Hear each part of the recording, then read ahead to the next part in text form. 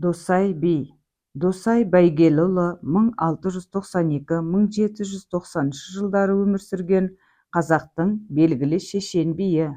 Ол Қаратаудың күнгей бетіндегі осы күнгі Шымкент облысы Бәйдібек ауданы Алғабас совхозы орналасқан ауылда туған. Досай жастайынан халықтың ата дәстүрі, шешендік өнерді бойына дарытқан, өзі атбегі, құсбегі ақын жанды алып тұлғалы батыр, палуан боп ержеткен. Қазақ шежіресінде Досай би ұлы жүздің үйсін тайпасынан шығады. Одан бергі ата-бабалары Бәйдібек, Жауатар, Ысты, Досмағамбет, Тілек, Құралай, Қойшыбай, Байгел бәрі өз заманында ел қамқоры, батыр, шешен, би болып өткен азаматтар. Досай би жоңғар қалмақ басқыншылығының азақ алдында үйлі жайлы, балалы баранды болған. Орта жасында ел билігіне араласқан. Сырттан қара дауылдай қаптап келе жатқан жаудың дүмпуін ести бастаған. Ел жұрты одан және оның батыр інісі Қосайдан ел билігін қолға алып, жаудан аман есен сақтап қалуды сұранады. Бір тайпа елдің бір өтінішін ол кездегі Түркістан шаһарын орталық етіп билеп тұрған хандар, бек билер қолдайды. Сонымен Досай кейбір би болыстарға ұқсап, мені би сайлаңдар деп бар малын шашып шығындап, атынып шабылмай-ақ көп тілеуі бойынша би болып белгіленеді.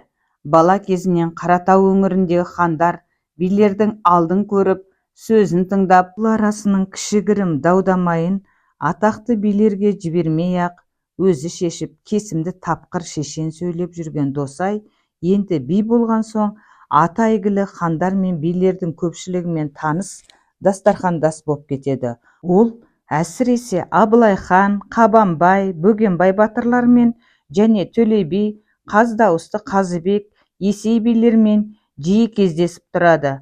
Елді жаудан қорғау мәселесін және кейбір шиеленіскен дауларды сол билермен бірге ақылдаса отырып шешеді. Қарабас өзенінің басындағы қырғын шайқасты ел былай деп аңыздайды. Алаңсыз малын бағып, тойын тойлап, тыныш жатқан Қарабас сазындағы Жетімтау мен Керегетас ығындағы Зорбай ауылына жоңғарлар тыңшыларын жіберіп жүріп, ол ауылдың басшылары Досай би мен Қосайдың Түркістандағы жиынға кеткен хабарын есітіп, бір түнде тұтқиылдап шабуыл жасайды.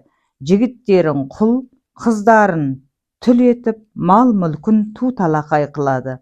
Осы шайқаста беріспей соғысқан Досайдың 4, Қосайдың 9 баласын жаулар қолға түсіріп, Қарабас өзенінің қайнар көзіне тастайды.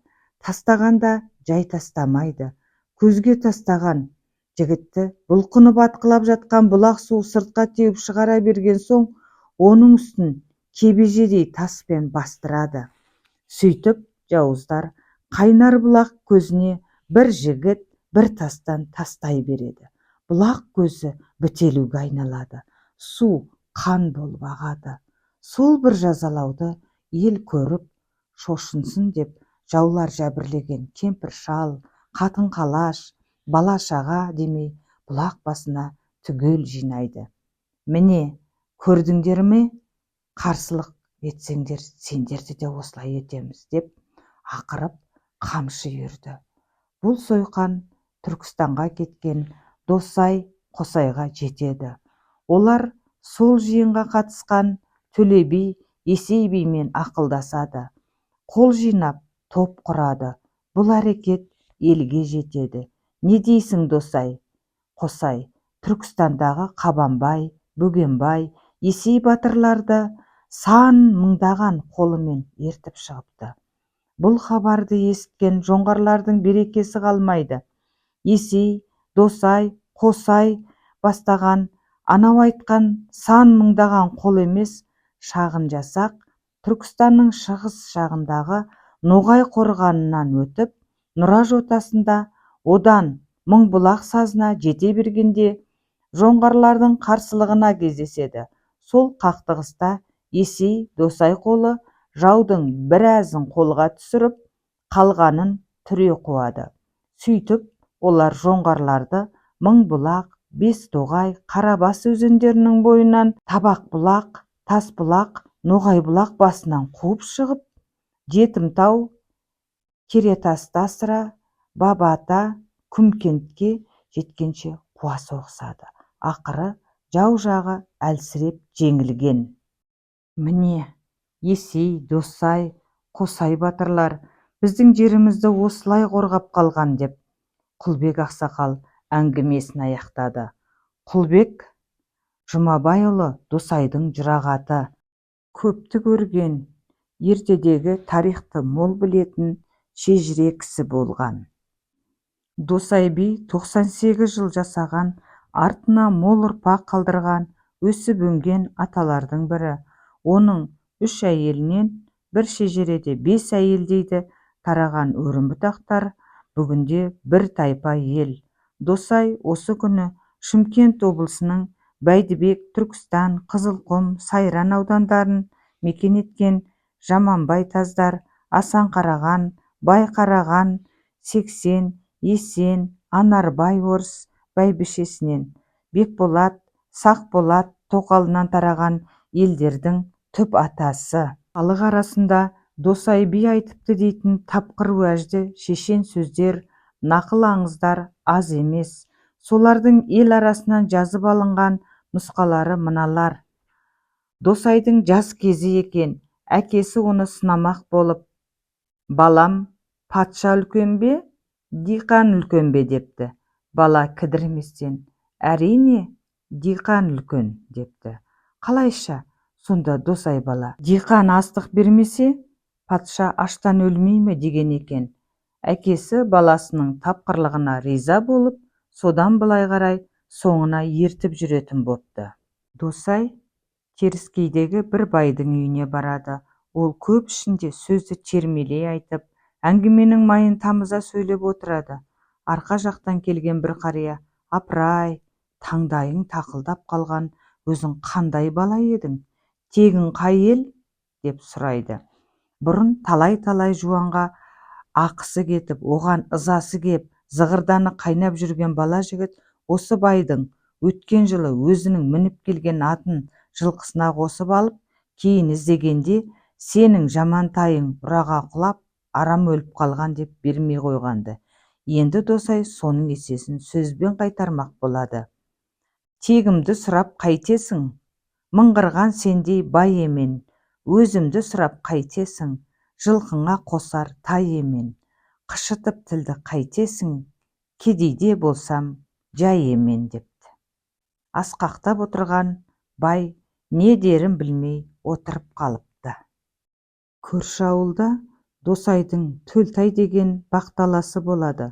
Ол өне бойы Досай бидің шешімі дұрыс емес, пәленше бүй депті, түгенше ой депті деп сыртынан өтірікті шындай, шынды судай ғып өсек тарата береді екен.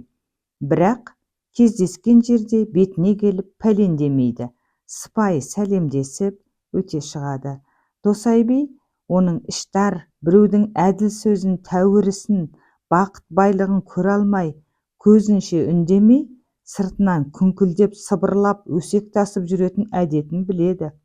Бұған не етсем екен, қалай тиым салсам екен деп жүреді. Көзінше айтсам, даукеспе, ерексе кетеді. Сабасам, баукеспе, төбелесе кетеді. Қой болмас, оған мынандай бір амал қылайын. Төлетай өзі палуан, өзі сақыбай, одан асқан адам жоқ. Төлетайдан адал кісі жоқ.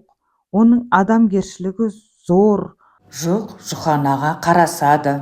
Үлкен кішімен санасады. Екеумізді араздастырып жүрген арадағы көре алмайтын күншілдердің өсегі. Оған бола өзімнің адал досыммен араз бола алмаймын. Ол маған шын дос деген сөзді көпшілік арасына тарата жүреді.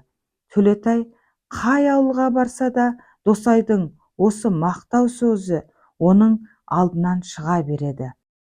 Досайдан да көпшіліктен де ұялып аяғын тартқан Төлетай бай, қой болмас, өзі дос санап жүрген адамды қас тұтпайын деп содан былай қарай бақталас күншілдік әрекетінен арылыпты деседі ел.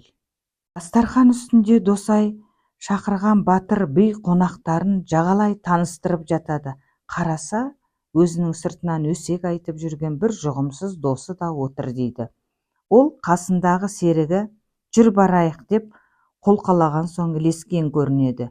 Досай оған келгенде, бұл да менің досым, осындай досың болса, дұшпанның керегі жоқ, бір өзі 10 дұшпанға татиды депті. Анау қып-қызыл болып жер шұқи беріпті. Жалғасы бар, тыңдай отырыңыздар. Адал еңбек етпейтін адамдар арасында сыпсыңдап өсек таситын мылжың суайттарды Досай би бетің бар, жүзің бар демей үнемі сынап, бетін қайтарып тастап отырған. Бір күні оның үйіне баба ата жақтан құда жекжаттары келіп қонақ боп отырады. Соның ішінде біреу бұдан сөз айтып, біреулерді сырттан даттай береді. Оны жақтырмаған Досай, сынаушының сылдыр сөзі су түбіне кетірер, қыздырманың қызыл тілі сүйгеніңнен кетірер. Біреу сөзін сатады, біреу бөзін сатады. Сөз бергеннің сөзіне ерсең, басыңа бейнет болады. Бөз бергеннің бөзін алсаң, киетін көйлек болады десе, әлгі сылдыр сөзі жігіт үйден шығып жүре беріпті. Досай би баласыз үйді жақтырмайды екен. Балалы үй базар, баласыз үй қумазар деп кейбір баласы жоқ ағайындары шақырса бармайды екен. Досайдың қартайған шағында ертеде Ташкент жағына өтіп сол жақта тұрақтап қалған бір ағайыны оны әдейі арнап қонаққа шақырыпты. Досай би көп жылдан бері көрмеген туысын көрейін деп барады.